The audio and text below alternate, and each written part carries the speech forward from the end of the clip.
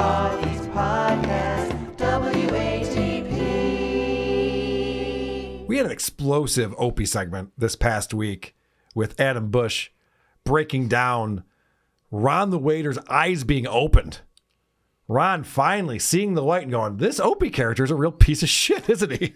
Everyone hates him. Everyone who's ever worked with him wants nothing to do with him. This is crazy. He asked Opie all the questions. Opie got very defensive. Didn't really know what to say. Pretended that he's been working on himself with therapy and everyone else is the asshole. Talked over him. Fuck with E-Rock. That was amazing. Yeah. I reached out to Eric, gave him props on that. That was fantastic. So I've been very curious to see what's the follow-up to this. And I have a feeling that Ron got a talking to, because this has not come up now. It hasn't come up since, which is very odd. I'm surprised Ron's even allowed back. Well, me too.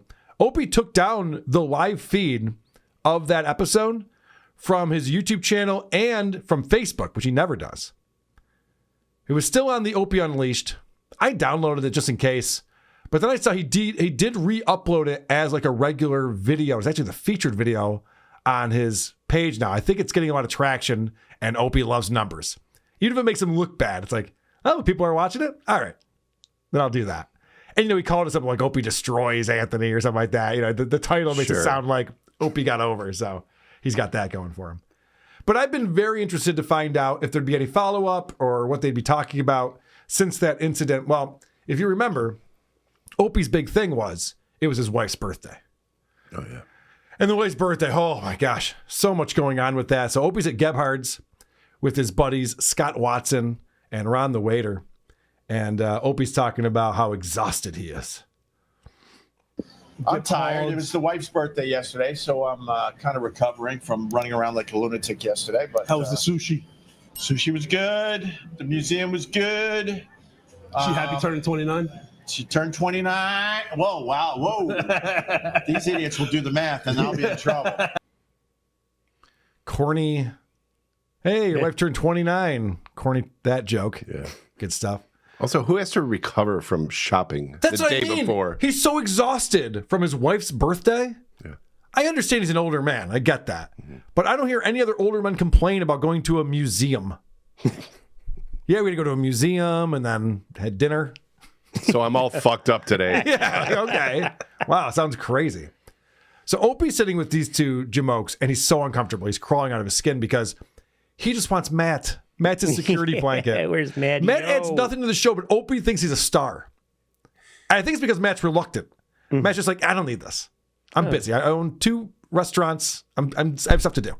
And Opie doesn't have any other friends like that. Oh, all his other friends are like, what are we doing stuff? Yeah. Opie, can we do stuff? Is this Scott guy the Trump sneaker guy? Yes. Oh, okay. He's a Iraqi war veteran. He's a big, tall dude, too. Yeah, Matt's got it all figured out. You act like you don't want anything to do with the girls or the cats, and then they all come swarming over to you. That's when you want. I'm glad you said girls first. Yeah. At least I didn't say guys. That was impressive, Andy. That was well done. So Opie, he's the one who brought up his wife's birthday. So I'm sure he's got an anecdote or 2 or 3 from that.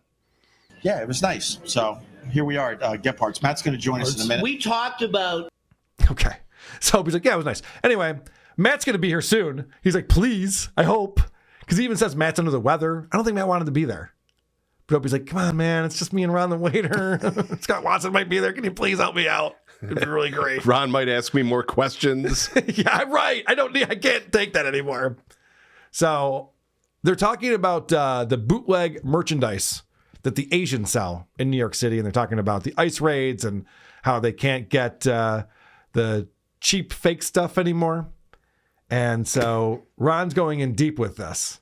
And watch these two collide trying to get out their corny jokes.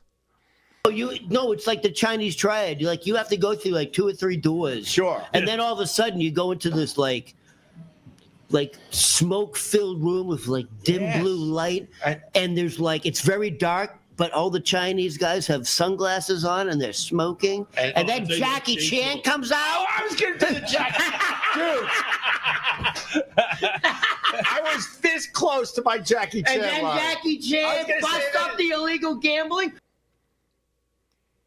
Ron was so proud of himself. He's like, I beat you to the Jackie Chan joke. They even fist bumped right there. They're like, wow, that's really good. We both thought of the one Chinese person we know. That's pretty good stuff right there. Cool. I don't even get it. I gave you all the context I could on that one. I wanted to make sure that I set that up so it wasn't just like, Carly must be talking about something else and there's more to it, so Jackie Chan's a funny joke. I guarantee you it's not. That's got to be an inside joke. I wouldn't have run to that same conclusion. Oh, you didn't watch a lot of movies in 1997 to 1999? Is that what you're telling me, Andy? I think that's what that's a reference to. So then they talk about the illegal gambling scandal in the NBA, as everyone's talking about. Big story right now. And I love that Ron points out the obvious. It's pretty profound. If you really look at it, you have a casino in your hand 24 hours a day. Right, yeah. That's the problem. Yeah. Is you have access to a casino 24 hours a day. You know how much money Chauncey Billups was probably making? We don't. We also have access to a porn theater and a record store and a Blockbuster video. Like, what's your point? Yeah, phones have changed the world. Okay, yes, that's true. Illegal gambling rings have been around forever. Mm-hmm. That's nothing new at all. What they were doing, these poker games and throwing matches and shit, these are for high rollers getting involved. It wasn't for the jerk off who's betting $5 to win $50 and then gets $200 deposited. 5 large? 5 large. 5 large. Whenever they do those promotions for DraftKings and shit, it always cracks me up. It's like, if you bet $5, then you'll get $200 in your account. It's just like, who are they trying to attract with this shit? A guy who's waiting for his allowance? Maybe. Can I get that allowance? Yeah. Can I get your allowance? Mom! Sounds too good to be true. All right. So Ron all of a sudden decides to turn into Anthony Cumia. I think that Ron's going, this is how you become a good co-host with the Opster. Start screaming Can the I say N-word. this without sounding like... Well, it's actually kind of worse than that, to be honest with you. Like Michael Richards, we were kind of bummed out about, but he's just like, I mean, I don't really hate black people. Like, yeah, I get it. You were just high on coke, and the guy was heckling you. But this is another level. Can I say this without sounding like fucking racist? Athletes, I should say. Because I know people were thinking it, and it did cross my mind. Yeah. Because the NBA is so Afro-American, and it's that culture. Do you think that's the stereotype? Like, do you think that mattered?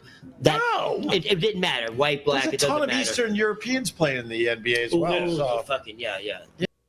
Yeah, but they weren't the ones indicated in this. They weren't the ones indicted. It wasn't the Eastern Europeans.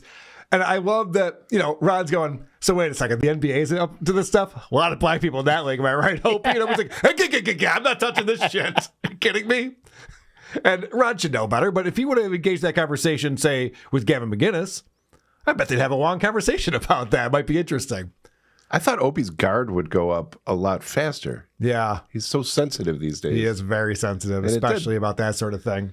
But he's very much like, no, there's a white guy. You ever heard of Larry Bird? Like, yeah, Opie, but you realize 80% of the, okay, whatever. It's fine. So they're talking about this gambling scandal. And a lot of people are talking about how, okay, the NBA was busted, but this has to be prevalent throughout a lot of the different leagues and things. So let me ask you this. So if basketball is being if they're betting on their own sport, and you think football as well, baseball, everything, Yes. soccer, Yes. So bet on croquet. Yes. Scott Watson with a sweet one-liner. They bet on croquet. Do they? Is that what they're betting on? I couldn't even understand what he said, but thank you for translating. I speak retard. That's why I had the Ray DeVito clips over there. I was like, I understand this.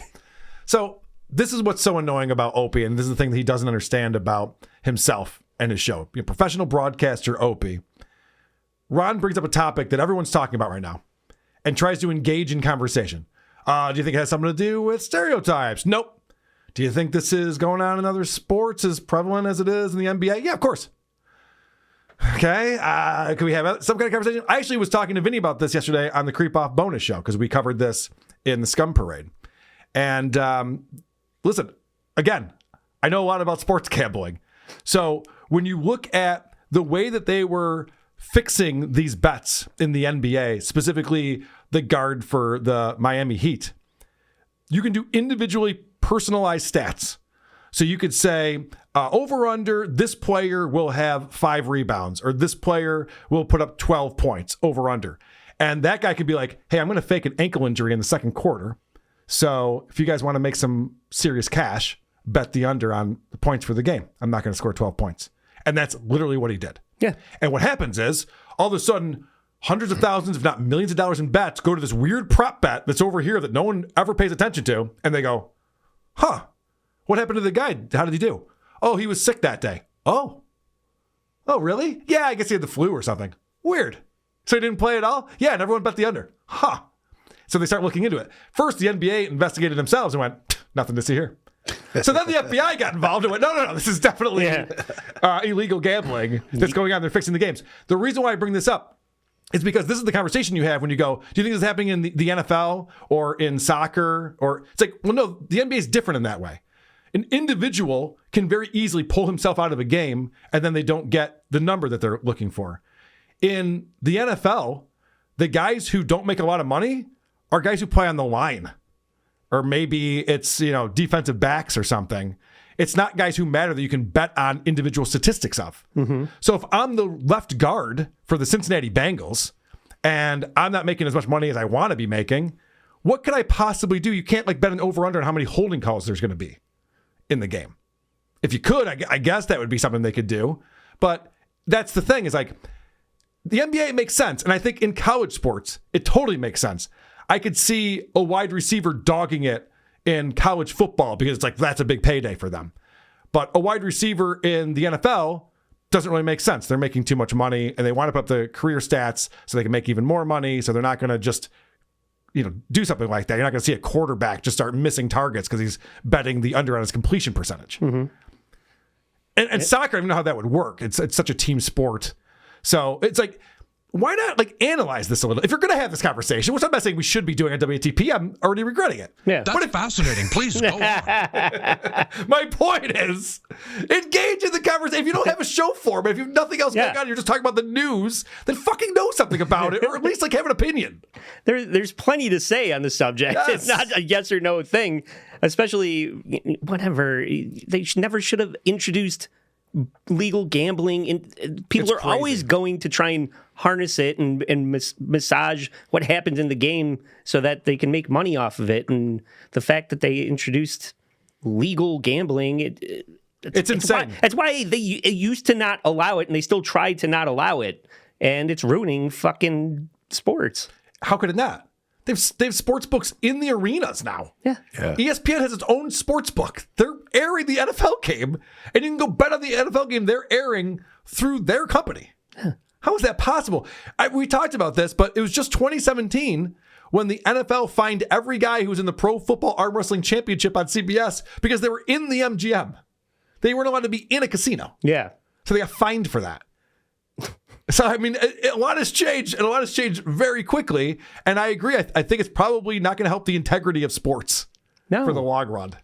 How many Bills games do I have to watch last season where something happens and then suddenly everything comes to a halt and then suddenly the call is reversed? Yeah. Well, what do you think that's all about? Okay, so that gets into the officials. Now, the NBA had a scandal. Do you think officials aren't in casino? I know they are. Book pocket? I know they are because the NBA had a scandal. I want to say late 90s, maybe it was the early aughts, where an NBA official had ties to the mafia. Exactly. And he was making calls based on what the mafia wanted him to do for over-unders in the game. Yeah. So, see, Opie, get Ron the waiter on the phone. This is the conversation Ron wanted to have with Opie. Right. And Opie refuses to fucking have. Right. So is this happening in the NFL? Maybe with the officials. Let's talk about that. Because they can call a holding call on an 80-yard touchdown and just be like, oh, yeah, that guy was holding the guy. I see it all the time. It's just like, he was? The guy fell down. Yeah. What are you talking I think we see it all too often. We see it all too often. So that's a conversation you could have. But Opie just goes, yep. Great stuff, buddy. Great stuff. All right, moving on. I'll get off of it. I find this topic very interesting. It is interesting. I find these arrests very, very interesting, tied to the mafia, the Chauncey Billups things with the illegal poker games, with rigged poker games, with high rollers. It's fucking insane. It's really cool shit. Mm-hmm. It's like Not to Opie, though. Sopranos stuff. Yeah. I mean, it's literally out of The Sopranos or fucking any mafia movie, I guess. I should narrow it to that. But it's fascinating that's still going on because I was told that this this mob shit is a thing of the past. And then the FBI comes out and it's like, yep, this family's involved and this family and this family's like, oh, you guys know about that? I was told you guys weren't even looking at that shit anymore. Okay, well, that's cool. That's fun. This is very telling right here. So Scott Watson hasn't been around the last few weeks, and that's because he got a new job. And listen to Opie's reaction. Good to see you. Scott Watson took a couple weeks off. Shutdowns. Oh, you had a new job. That's why. You had to be a good boy for a while. How is it to have a job? Awesome. It's awesome. I want a job. I think I want a job. Opie needs a sense of purpose. It'd be one thing if his wife was still alive and he really did have a birthday for her. That'd be something to distract him for a day. But I don't think he has any sense of purpose. I think he doesn't have anywhere to go. Like he's sitting in his fucking car waiting to move it to the other side of the street for years. If he still does that. Well, no, but he might. He might have just stopped doing that as his podcast. That was his purpose for a long time. Yeah. That was a very old man moment right there. And when that went away, he's like, oh. This caravan ain't going to move itself. I know. Actually, if you buy the new model, it will. Fuck. Now what am I going to do? I'm surprised this week wasn't him just at the Hampton house slowly backing into the ocean until he's underwater after fucking last week. This show sucks. Oh, someone speculated. This was very interesting. I think I saw this in the subreddit where someone speculated that Opie bought himself that Rip Van Winkle whiskey. The bourbon, yeah. In order to gift that to Matt, because what he really wanted to do was give Matt a really nice gift, but he didn't want to look gay. So he had to pretend to save kids and then pretend he got like a really expensive bourbon as a reward for it. And all of that was just so he could give that to Matt on the live stream. It's an interesting theory. Big if true. It's the most convoluted no homo in all of the internet. I think it's great. All right, so we get back to the ice raids. And there's a question about the ice raids that Opie wants to know about. Why did ICE take out Chinatown for real? So I'm for the ICE raids as long as it's getting some evil people out of this country, but it seems a little too much at times. What are they doing? They said this was a coordinated. Did you see he had to grab Ron's microphone and pull it away from his face? Yeah. The opposite of me with Adam Bush. Yeah. He's like, all right, you're loud enough, asshole. Pull it down here. So Opie decides to ask Ron the waiter what's going on with the Chinatown raid, which, what a horrible decision that is by Opie. Because you know Ron's going to have a lot of opinions. It's going to go on and on and on. And, of course, Opie's thing, because he always has the hottest take, is, yeah, it seems to be a lot of ice raids. I'm for it, but maybe it's too much. Yeah, sure, all of MS-13 is deported, but also all the menial labor that nobody wants to do is gone, too. It's funny you say that, Andy, because you were making fun of Opie. This is what his hot take is on these ice raids. Well, the problem with the ice raids, it's going to get to a point where, the jobs that no one else wants to do, you're going to be like, hey, where's my oranges? I can't get oranges anymore. My back hurts. I can't pick blueberries. We had an understanding in this country. There's a lot of jobs nobody really wants to do. So you got the illegals. Yeah. You knew where they were. They were in our fields. The migrant workers. They were doing all the jobs we did not want to do or would cost too much money to do. Yep. And we want our goods to be on the cheap side. Did you see my video? Maybe that'll be the job Opie gets. Getting oranges. Please do something, Opie. Do something with your time. Could that be the coldest take ever on ice raids? Yes. It's like, wow, did you come over there yourself? Well, no shit. Is that what you're telling me? Like these illegals that come over here, they work for less than a minimum wage, and that's why a lot of the big corporations want them here? Huh. I wish someone explained this to me sooner. Yeah. Might have had a different take on things. Well, what about the take of why would you get rid of that? He's got it all, Andy. He's got it all. One more clip on here. Brian Clouders in the chat gives him $2, and for some reason, this really triggers Opie. Brian says, I'm going to see Stuttering John tonight. Anyone going? Okay, thanks for your $2. Brian, what are you doing? Was he at the Beacon Theater? We literally don't give a shit about Stuttering John on this live Probably stream. about a bar around the corner. Who knows? All right, anyway.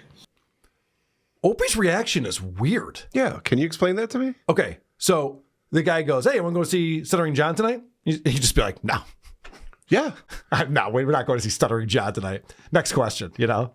Instead, just like, we're not bringing up Stuttering John around here. He thinks he's being trolled. He's like, all of a sudden he got paranoid, starts looking behind him. Yeah. What's going on? Am I part of the Dabbleverse? Yeah. What just happened? Is the Dabbleverse going to come and get me? Yeah. Is Rocco Burrow dressed as Gino up behind me right now? I wish. Hey, Daddy! Yeah. So it's such a weird reaction when Opie hears Stuttering John's name. He gets very triggered because he doesn't want to be a lol cow like Stuttering John. He's very worried about that. Oh, okay. So he sees someone in the chat bring up the name, and it's like, whoa, what just happened? What's going on, Brian? He doesn't know what it means, but he doesn't like it. Who are these